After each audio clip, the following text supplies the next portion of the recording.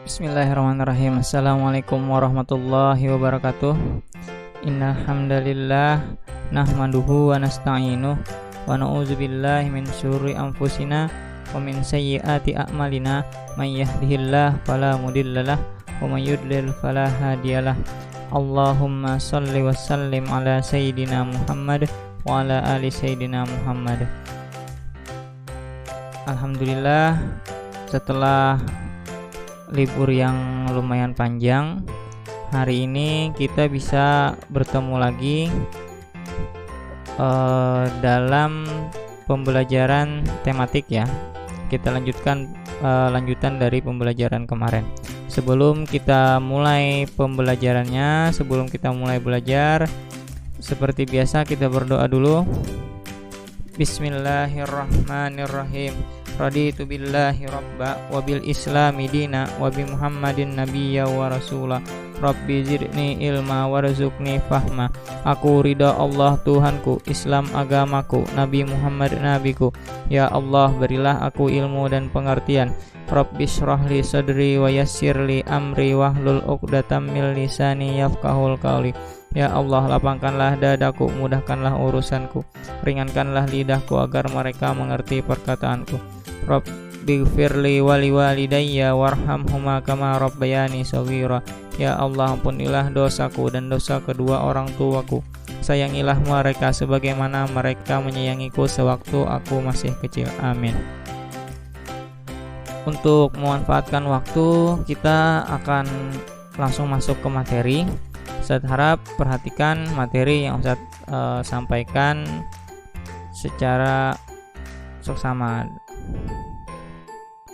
Hari ini kita akan lanjutkan, kita sudah tiba di subtema 3 ya. Kita sudah ada di subtema 3. Buku yang Ustadz gunakan hari ini adalah buku Mendikbud yang biasa ini ya.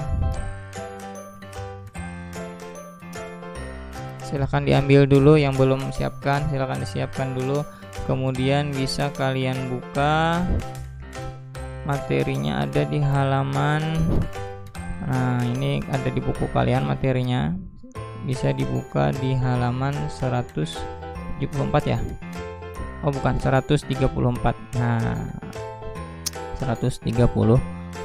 Oke, kita Ustadz mulai ya. Hari ini kemarin kita sudah bahas tentang organ gerak. Nah, organ gerak salah satunya adalah organ gerak pasif. Organ gerak pasif yaitu tulang. Nah, ini kita bahas dulu. Organ gerak pasif itu adalah tulang. Kalau ada organ gerak pasif, berarti ada juga organ gerak aktif. Apa itu organ gerak aktif kemarin? Organ gerak aktif adalah otot. Jadi ada dua ya, ada yang aktif, ada yang pasif. Organ gerak aktif otot, organ gerak pasifnya adalah tulang. Oke, yang kita bahas hari ini adalah macam-macam kelainan pada organ gerak pasif atau tulang. Kelainan yang pertama yaitu fraktura atau patah tulang. Nah, jadi ada beberapa kelainan. Yang pertama kita bahas adalah tulang yang patah atau fraktura.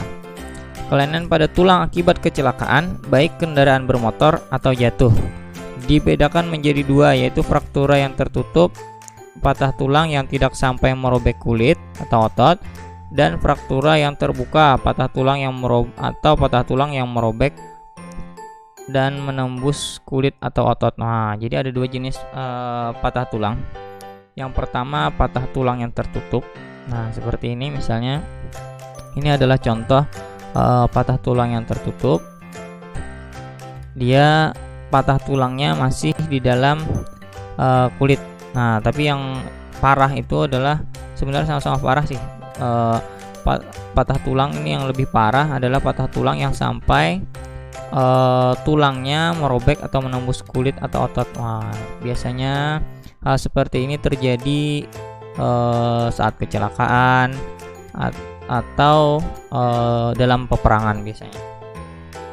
Semoga kita semua dihindarkan oleh Allah dari musibah yang seperti ini, karena rasanya pasti sangat sakit.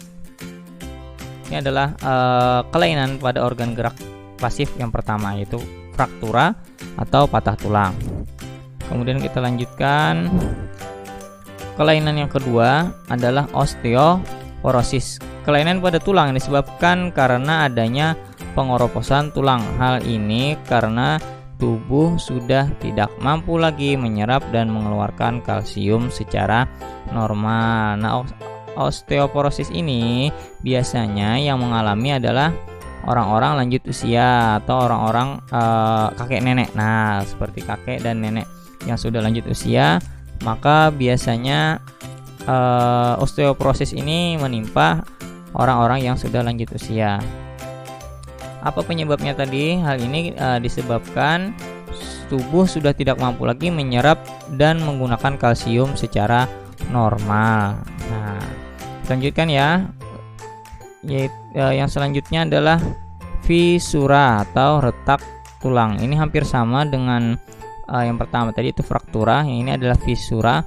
Dia lebih ringan daripada patah tulang, yaitu tulangnya retak. Nah, seperti ini contohnya. Sebentar saya perbesar.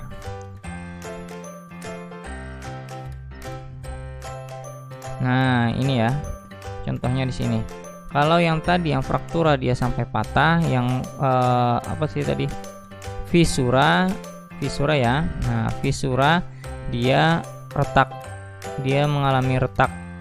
Jadi dia tidak sampai patah tapi retak pada tulang. Ini juga rasanya sangat sakit. Jadi juga termasuk kelainan pada organ gerak ya, organ gerak pasif atau tulang tadi. Kemudian kita lanjutkan. Nah, ada lordosis. Nah, lordosis, apa itu lordosis? Jadi ada 3 ya. Ada kelainan rangka yang disebabkan oleh posisi duduk yang salah. Ini ada 3 jenis. Yang pertama lordosis, skoliosis, dan kifosis. Nah, jadi kalian dalam proses belajar, proses kalian duduk dalam belajar itu harus diperhatikan, jangan sembarangan. Nah, lordosis yang pertama kita bahas dulu. Kelainan tulang karena sikap duduk yang salah sehingga tulang belakang melengkung pada daerah lumbalis. Hal ini akan mengakibatkan posisi kepala tertarik ke belakang. Nah, ini bentuk tulangnya seperti ini, lordosis. Kenapa bisa lordosis? Karena posisi duduk yang salah. Posisi duduk yang disarankan adalah yang tegap ya, yang tegap. Jangan tulang punggung kalian berbentuk seperti ini. Ini disebut dengan lordosis. Kalau seperti ini namanya lordosis. Kemudian kita lanjutkan. Yang kedua adalah skoliosis. Skoliosis, kelainan tulang karena sikap duduk yang salah sehingga tulang belakang melengkung ke arah samping. Hal ini akan menyebabkan badan akan bengkok membentuk huruf S. Ya, ini mudah diingat ya, yang skoliosis ini bentuk tulang belakangnya kan seperti huruf S nih, skoliosisnya S ya. Nah, seperti ini. Ini juga disebabkan oleh kebiasaan duduk yang terus diulang-ulang. Nah, terus diulang-ulang setiap hari. Setiap menulisnya dia selalu duduk seperti ini, duduk lagi seperti ini, besoknya duduk lagi seperti ini. Cara menulisnya duduknya seperti ini, terus-menerus diulang-ulang, maka dia akan bisa mengalami skoliosis. Yang selanjutnya, kelainan pada rangka yang selanjutnya adalah kelainan tulang karena sikap duduk membungkuk sehingga tulang belakang membengkok ke belakang. Nah, kelainan tulang yang ini adalah seperti ini contohnya. Nah, dia bungkuk ya. Ini kalau bungkuk itu disebut juga dengan kifosis karena kesalahan posisi pada saat duduk saat belajar. Jadi belajar adalah satu hal yang baik, tapi juga sikap duduk kita harus diperhatikan karena dapat berdampak pada kelainan pada organ gerak kita. Dan ini kalau kalian biasakan duduk yang salah, maka akibatnya tidak akan kalian rasakan langsung sekarang, tapi yang berasanya nanti setelah sudah tumbuh dewasa. Maka kok setelah baru umurnya 30 udah seperti ini, udah udah bungkuk seperti ini. Nah, kan jadinya tidak seperti yang normal, tidak seperti seharusnya tulang manusia yang seharusnya. Maka Ustadz berpesan, karena Ustadz tidak bisa melihat duduk kalian secara langsung di rumah karena kita harus belajar dari jarak jauh seperti ini, maka usahakan duduknya yang tegap ya, duduknya yang tegap, dan belajarnya usahakan sambil duduk, jangan sambil berbaring. Oke, belajarnya sambil duduk, jangan sambil berbaring, apalagi membaca ya, membaca sangat tidak disarankan sambil berbaring.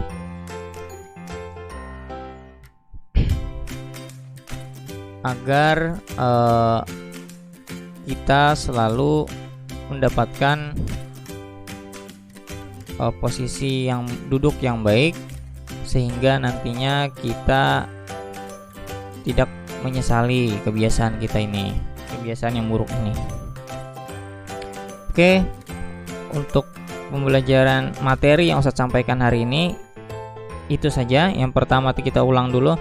Yang pertama tadi ini ada 5 ya, macam-macam kelainan pada organ gerak. Yang pertama adalah patah tulang atau fraktura. Kemudian yang selanjutnya adalah osteoporosis. Osteoporosis ini biasanya terjadi pada orang yang lanjut usia atau kroposnya tulang itu. Kemudian yang lebih ringan daripada patah tulang yaitu retak tulang atau fisura. Kemudian ada kelainan pada tulang belakang ini. Ada 3 kelainan pada tulang belakang: lordosis, skoliosis, dan kifosis. Ustadz punya sedikit tugas untuk kalian. Silakan kalian buka buku Yudhisthiranya. Kalian buka buku Yudhisthira, yang buku yang hijau yang ini. Nah, buku yang ini. Kemudian buka di halaman sebentar.